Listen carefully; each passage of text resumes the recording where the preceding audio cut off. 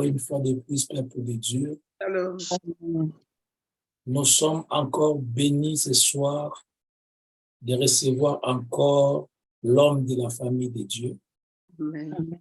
le docteur Hubert Bau depuis la Belgique. Il nous a bénis les mardis et aujourd'hui également jeudi, le Seigneur va nous parler de sa part et le Seigneur va nous faire du bien. Amen. Quelqu'un croit cela et dit Amen. Amen. Amen. Nous sommes des privilégiés d'être là ce soir. Amen. Il reste simplement que tu sois connecté, Mm. que tu reçoives le message, les textos que le Seigneur t'envoie, le mail que le Seigneur t'envoie. Ce Amen. que j'aime, c'est que ce mail-là est accompagné de sa grâce. Tu ne sortiras pas de ces cultes tel que tu es rentré. Si tu es rentré malade, tu sortiras guéri. Oh, Tu es yes. rentré, tu avais des problèmes, tu vas sortir avec la solution à tes problèmes. Amen. Parce que nous croyons que l'atmosphère des miracles est là. Amen, Dieu amen, de amen. la famille, le Père. Mm. Aucun Père ne peut nous donner la pierre lorsqu'on lui demande le Père. Mm. Le Père, le véritable Père de la famille, là, il va nous faire du bien. Alors que Dieu vous bénisse, nous avions dit qu'il serait très bien d'inviter les gens. C'est très bien d'inviter. En tout cas, si vous aviez invité quelqu'un, faites un texto, vite, envoie le lien, dis-lui que voilà, comme je t'avais dit, nous sommes déjà en ligne. Mm. Voilà. Que Dieu vous bénisse. Nous allons, sans plus tarder, nous allons laisser la parole au docteur, le docteur Hubert Bau, là où il est. Il va vraiment nous bénir. Shalom, shalom, docteur.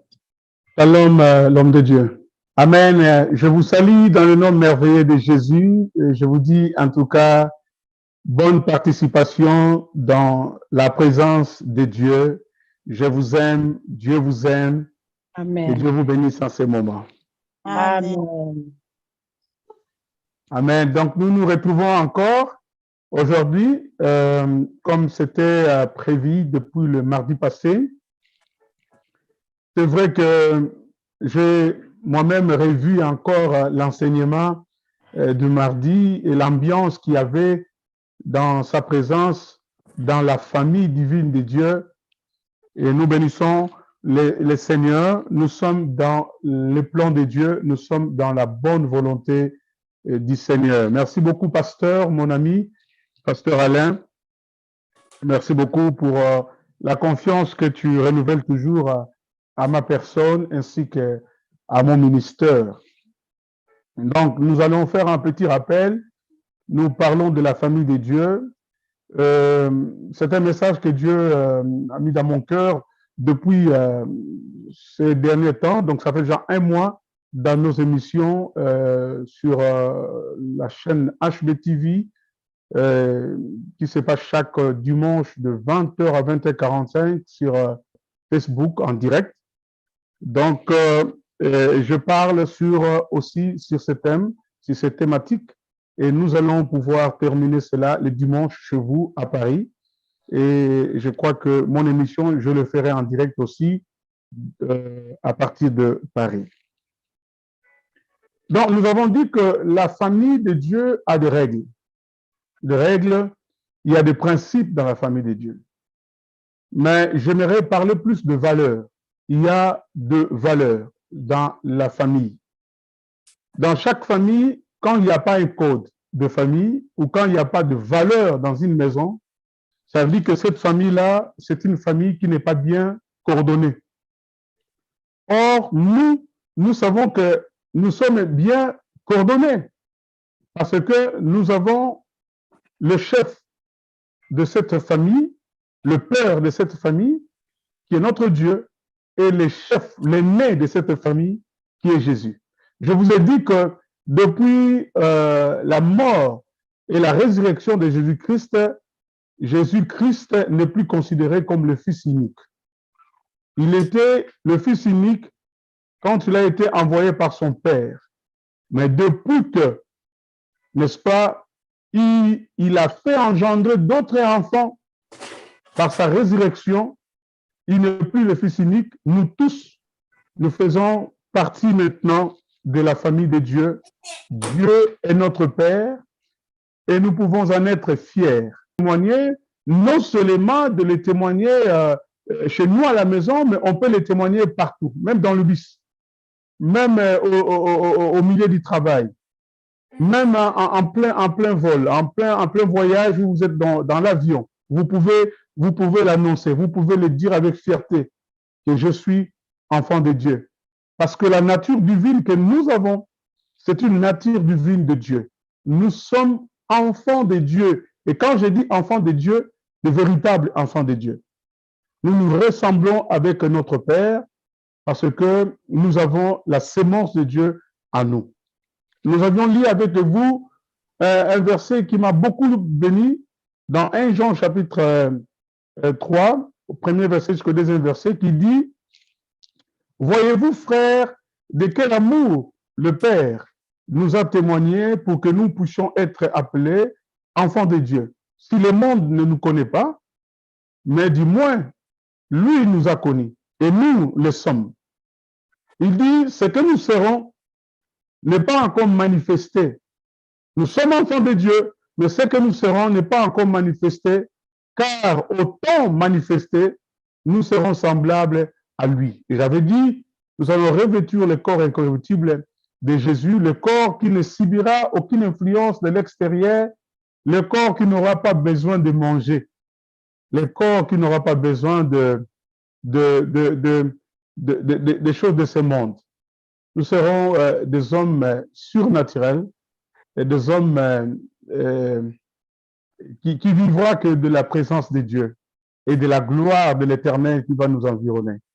Je bénis Dieu. Et c'est un grand privilège d'être dans cette grande famille. Mais aujourd'hui, je pensais évoquer quelques valeurs qui doivent être dans cette grande famille que nous sommes. La famille de Dieu. Une famille qui doit être un exemple. Parce que Dieu est un Dieu d'ordre. Et dans la famille de Dieu, il n'y a pas de choses qui sont désorganisées. Tout dans la maison de Dieu est en ordre. J'aime un verset dans Éphésiens qui dit que tout corps bien coordonné tire son accroissement à Jésus-Christ. Ça veut dire que nous ne pouvons pas être une famille exemplaire si Christ n'est pas le nez, si Christ n'est pas le fondement de cette famille-là. Or, nous, en tant que les enfants de Dieu, comme j'avais expliqué pour ne pas reprendre ce que j'avais dit, en tant qu'enfants de Dieu, qui avaient fait l'invitation de recevoir Jésus-Christ dans sa vie comme Seigneur et Sauveur, et qui ont cru en son nom comme étant le nom que tu élevais au-dessus de tout nom, ça veut dire que qui a cru en son nom, il a été mort, et il a été enseveli, et il est ressuscité d'entre les morts. Nous avons ce fondement-là en Christ. C'est Christ qui est le fondement. Notre dénominateur commun, tel que nous sommes là, c'est Jésus. Ce n'est ni le pasteur, ce n'est ni le docteur, ce n'est ni la femme du pasteur, ce n'est ni les diacres que nous aimons beaucoup ou l'ancien que nous aimons beaucoup. Notre dénominateur commun, tel que nous sommes là. Moi, je suis ici, vous êtes l'enfance, et tel que nous sommes là, nous avons un dénominateur commun qui est Jésus. Si ce n'était pas lui, nous ne serons pas réunis maintenant. Ça veut dire que notre famille est déjà coordonnée dans le sens où nous donnons la place à Jésus-Christ de régner comme la tête de cette famille, comme le chef de cette famille, comme l'aîné de cette famille. Est-ce que quelqu'un peut dire Amen? Amen. Amen. Donc voilà. Alors maintenant, dans cette famille, il y a des valeurs. Il y a des valeurs que nous devons prôner quand nous sommes dans cette famille. L'une de ces valeurs, c'est l'apôtre Paul. Il parle à l'église de Corinthe. L'apôtre Paul considérait l'église de Corinthe comme étant une famille. Mais il y avait des choses qui s'est passées dans cette église-là. L'apôtre Paul s'étonnait.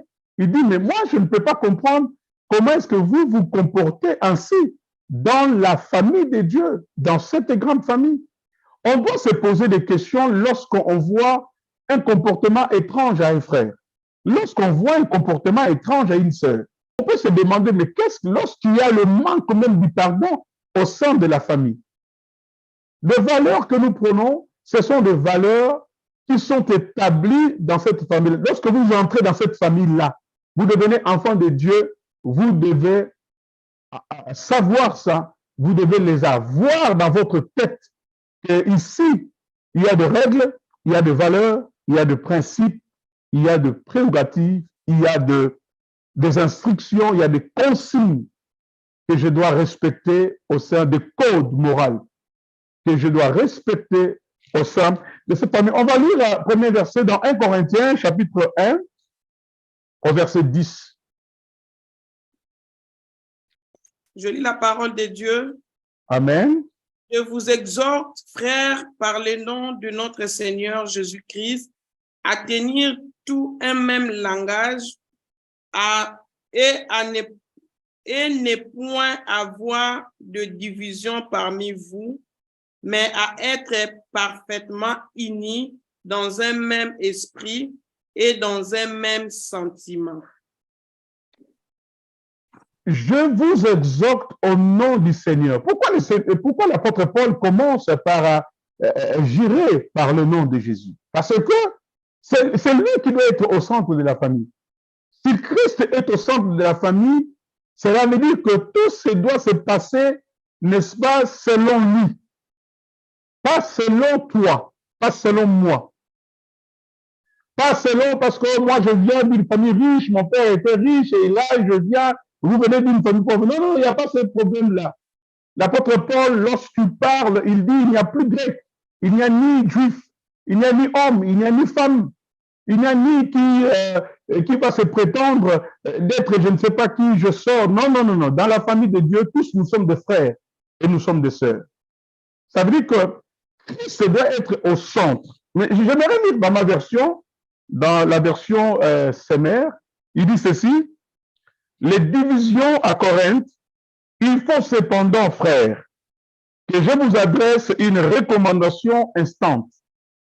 Et c'est au nom de notre Seigneur Jésus-Christ que je l'ai fait. Vivez tous ensemble, en pleine harmonie. Ne laissez pas des divisions, n'est-ce pas, s'introduire entre vous. Soyez parfaitement unis en ayant une même conviction, une même façon de penser. Waouh! Quelle bonne parole! Écoutez-moi, bien-aimés dans le Seigneur. Dans cette famille-là, il y a des valeurs qui sont prônées. Il ne dit pas, je fais cette recommandation à mon nom, l'apôtre Paul, non. Au nom de l'apôtre Pierre, non. Au nom d'autres apôtres, non. Il dit, je le fais au nom de notre Seigneur Jésus-Christ. Pourquoi? Il commence par d'abord mettre Christ au centre de cette famille-là comme étant l'autorité morale. Parce que si tous nous sommes enfants de Dieu, cela veut dire que, comme je vous ai dit, nous sommes soumis à l'autorité de Dieu, à cette autorité morale. Donc, nous sommes enfants de Dieu. Nous avons fait l'invitation. Je vous ai dit, quand on fait l'invitation, on lui dit de venir régner dans notre vie. Donc, ici, celui qui ne sait pas, qui n'est pas sous la soumission de Dieu, ne peut pas vivre dans cette famille. Tu n'as pas la place ici, tu n'as pas la place. Parce que dans cette place, tout corps qui est bien coordonné tire son accroissement à Jésus. Toute maison qui est bien fondée et bâtie, a le fondement comme Jésus, sous le sol.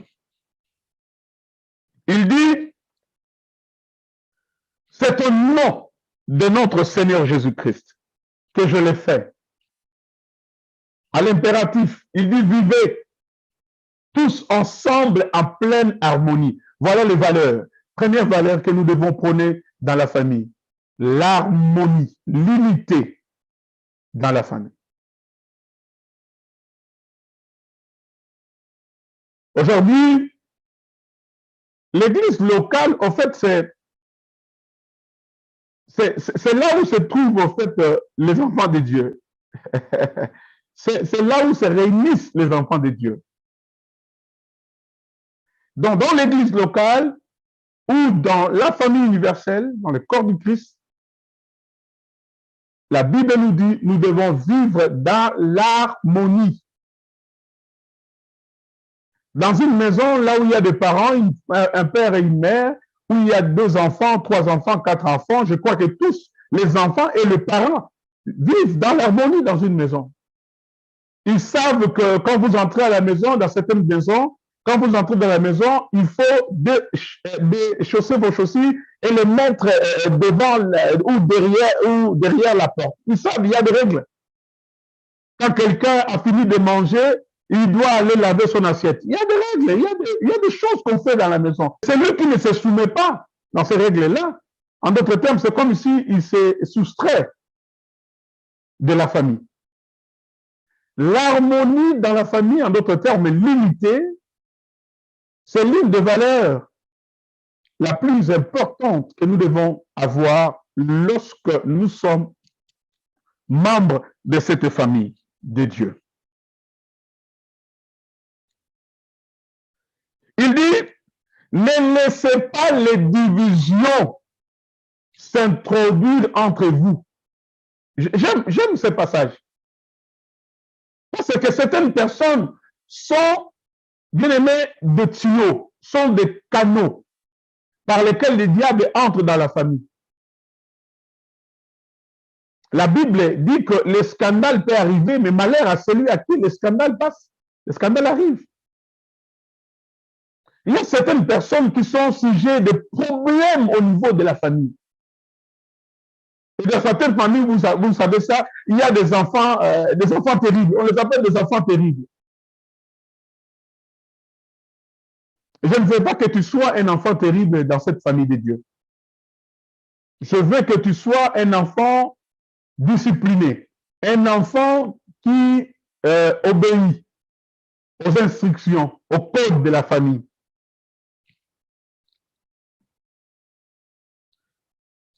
Soyez parfaitement unis en ayant une même conviction. Parce que dans la même famille, si nous n'avons pas de même conviction, nous n'avons pas de même vision. Le père nous présente une vision, mais toi, derrière le père, tu as encore une autre vision que tu présentes.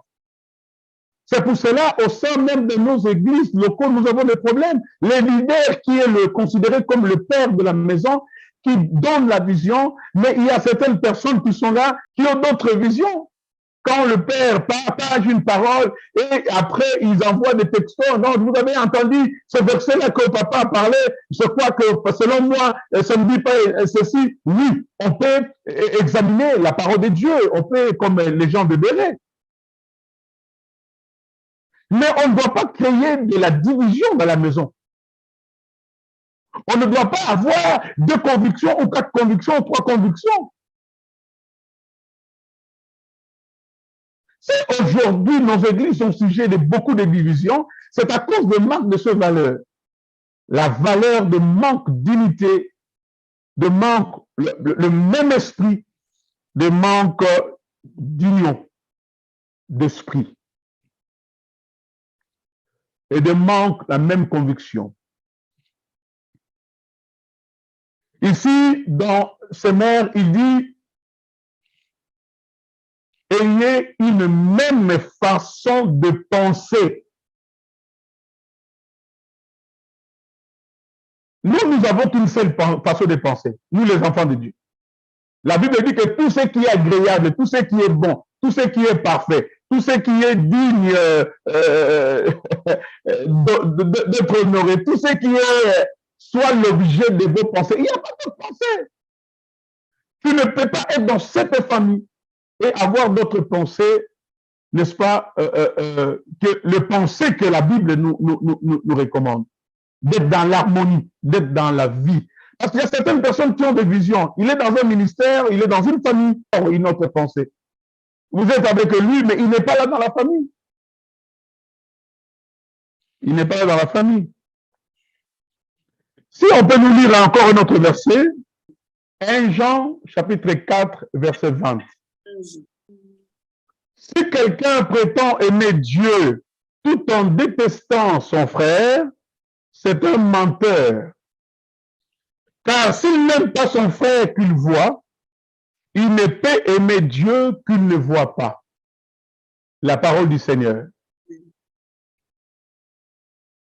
Amen. Si quelqu'un prétend aimer Dieu tout en détestant son frère, ici le frère, ici c'est son frère, c'est ton frère, ta soeur. Ton frère dans le Seigneur, ta soeur dans le Seigneur. Comment peux-tu dire que tu aimes Dieu, donc tu aimes le Père, mais ton frère, tu ne l'aimes pas? Mais ici, c'est encore grave parce que la Bible est claire. Il dit, si vous dites que vous aimez Dieu que vous ne voyez pas, mais vous dites que vous aimez, vous haïssez le frère qui est avec toi. La Bible dit que tu es un menteur. Et l'amour de Dieu n'est pas en toi. Parce que tu ne peux pas dire que tu aimes Dieu et tu haïsses ton frère. Aujourd'hui, au sein de cette famille, je m'appelle là-dessus, nous voyons combien les gens sont devenus, bien-aimés, traîtres contre leurs frères. Je vois comment est-ce que les gens sont devenus méchants contre leurs sœurs. Au sein de cette grande famille, comment est-ce que nous voyons comment il y a des conflits d'intérêts, comment est-ce qu'il y a de l'animosité, comment est-ce qu'il y a de la haine au sein de cette même famille, la famille que nous appelons la famille de Dieu. Ces choses-là ne peuvent pas exister, ne peuvent pas avoir lieu au sein de l'Église. Amen. Une fois, j'étais invité dans une assemblée, j'avais un séminaire et tout au long de mon séjour, j'avais compris que un diacre ne s'attendait pas avec un évangéliste. Ils étaient au sein du même collège. Comment vous pouvez être des serviteurs dans une assemblée? Les diacres ne se parlent pas avec l'ancien.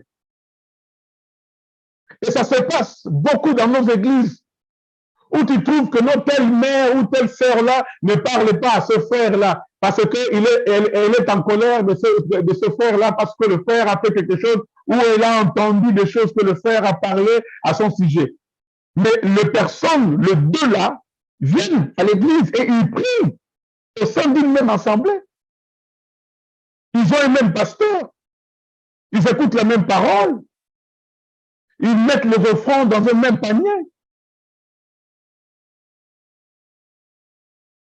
La Bible dit que si tu as un problème avec ton frère et que tu es devant, tu es prêt à donner des offrandes, la Bible dit laisse d'abord tes offrandes à côté, va d'abord arranger avec ton frère et reviens. Yes. Après, tu pourras mettre. Comment est-ce que vous êtes dans la même église? Vous dansez, vous jouez, vous dansez, vous priez, vous parlez aussi en langue. Au moment aussi des offrandes, tu vas aussi devant pour mettre des offrandes. Et après, tu sortiras comme ça sans parler avec ton frère et tu pars chez toi à la maison, tu es tranquille. Non, ça ne peut pas avoir lieu au sein de cette grande famille que nous appelons la famille de Dieu. Est-ce que quelqu'un peut me dire Amen? Amen. Amen. Est-ce que quelqu'un est avec moi? Amen. Amen. Alléluia. L'animosité, la colère, la haine, les divisions, toutes ces choses-là ne peuvent pas avoir lieu n'est-ce pas, dans la famille de Dieu. Voyons une autre valeur. Ma sœur, lis-nous Galates chapitre 6, verset 10. Galates chapitre 6, verset 10. La Bible dit, ainsi donc, pendant que nous en avons l'occasion, pratiquons le bien envers tous et surtout envers le frère en la foi. Oh, quel verset! Écoutez, ma sœur, dans ma version sémère, elle est spécifique. La Bible dit, ainsi donc, tant que nous en avons l'occasion, faisons du bien à tout le monde. Et en premier lieu, à ceux qui appartiennent à la famille des croyants. Waouh! Quelle bonne parole! Yes. Amen. Les valeurs dans cette famille ont privilège celles de la maison. Est-ce que quelqu'un peut parler, peut répéter après moi, c'est de la maison? Et de la maison. Ah mais oui, tu peux faire du bien à tous. La Bible dit qu'à tout le monde, mais en premier lieu, Yes. tu le fais d'abord. Écoutez, quand tu as la facilité ou de pistonner quelqu'un pour le boulot, avant d'abord d'appeler n'importe qui, regarde d'abord autour de la famille de Dieu. Celui qui ne travaille pas. Tu lui dis, mon frère, si tu peux faire ce travail, tu viens parce qu'on cherche des gens là-bas. Yes. Faisons du bien envers tout le monde. Amen. Mais la Bible dit surtout, parce que dans la version du second, il dit surtout envers le frère, dans la foi. Ah oui! Entre, mon frère, entre le frère et un ami, le choix est clair. Ah oui, a dit un jour mon ex-président Mobutu, le conflit avec les Israéliens, il devait choisir entre les Égyptiens et les Israéliens. Il a dit, écoutez, entre un frère et un ami, le choix est clair. Ah oui. Ah oui, la Bible l'a dit. On peut faire le bien à tous. Mais premièrement, il faut d'abord commencer à le faire auprès de ceux qui appartiennent dans la famille des croyants. Un jour, Christ était dans une maison, enseignant la parole de Dieu. Alors, sa mère, Marie, Joseph était là, le frère, je ne sais pas, ils étaient là. Et quelqu'un entré, lui a dit, non, maître, on te cherche. Ta famille te cherche. Le Seigneur qui regarde et qui dit, qui est mon frère et qui est ma sœur? Il était clair. Il dit, sinon celui qui fait la volonté de mon Père. Yes. Même mon Jésus a fait le choix entre sa mère adoptive, entre ses demi-frères, entre son père adoptif et les frères dont les seigneurs de la même famille qui font la volonté de Dieu. Ce n'est pas un péché quand tu fais premièrement du bien à ton frère. Si entre-temps, bien-aimé, moi je suis là et il y a un autre païen qui souffre, papa, commencez d'abord à faire du bien à moi. Yes. Si nous deux nous souffrons, avant de regarder d'abord ce païen-là, tu me regardes d'abord. Ah oui. Ça Ah va. oui, le choix est clair. Amen. Est-ce que quelqu'un peut dire Amen? Ah, Amen. Le choix est clair. Les valeurs de cette famille sont prônées, bien-aimés, dans ce sens-là. On donne d'abord de la place à celui qui est considéré comme mon frère et ma sœur selon la volonté de Dieu. Alléluia. Amen. Amen. Les valeurs de cette famille sont telles que, bien-aimés, si quelqu'un ne veut pas se soumettre, bien-aimé, il ne fait pas partie de cette famille. Parce que dans cette famille, il n'y a que des obéissants. Yes. Il n'y a pas de rebelles dans la famille de Dieu. Amen. Il y a des gens, il n'y a que des gens qui sont dociles, et des gens qui écoutent et des gens qui partagent. Mais Jésus leur a répondu, Luc 8, 21, Ma mère et mes frères, ce sont ceux qui écoutent la parole de Dieu et qui font ce qu'elle demande, donc qui font la volonté de mon Père. Alléluia. Amen. Alléluia. Nous bénissons le Seigneur. Voilà les valeurs. Il y en a tellement de valeurs que nous pouvons prôner aujourd'hui lorsque nous parlons de valeurs de cette famille. L'harmonie doit régner dans cette famille, pas de division, l'attente, la discipline, n'est-ce pas, la cohésion, avoir un même esprit, une même pensée, une même conviction de faire les choses. Quand nous sommes dans la famille de Dieu, les choses doivent être coordonnées.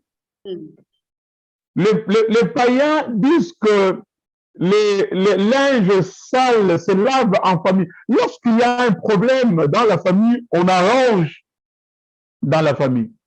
La famille, c'est le sens du pardon et le sens de la réparation. Cette famille, c'est une bonne famille. Et je suis fier d'en faire part de cette famille. Amen. Amen. Amen. Amen. Nous bénissons le Seigneur. Merci beaucoup en tout cas. Merci. Voilà l'exhortation de cet après-midi où je clôture pour vous dire que nous sommes heureux d'être appelés enfants de Dieu. Et je suis fier d'avoir dans cette famille, n'est-ce pas, des sœurs et des frères de toutes les nationalités du monde entier.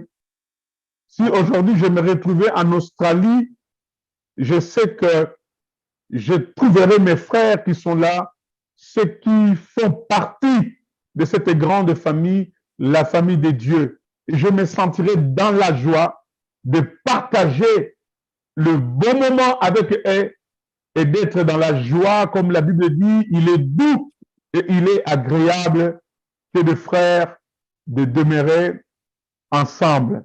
En tout cas, toi qui fais partie de cette famille, je te dis, en tout cas, félicitations, mais sache-le, si tu es dans cette famille, nous avons des valeurs à prôner dans cette famille, des valeurs qui sont des valeurs qui sont établies par Dieu lui-même, parce que c'est lui qui est le chef.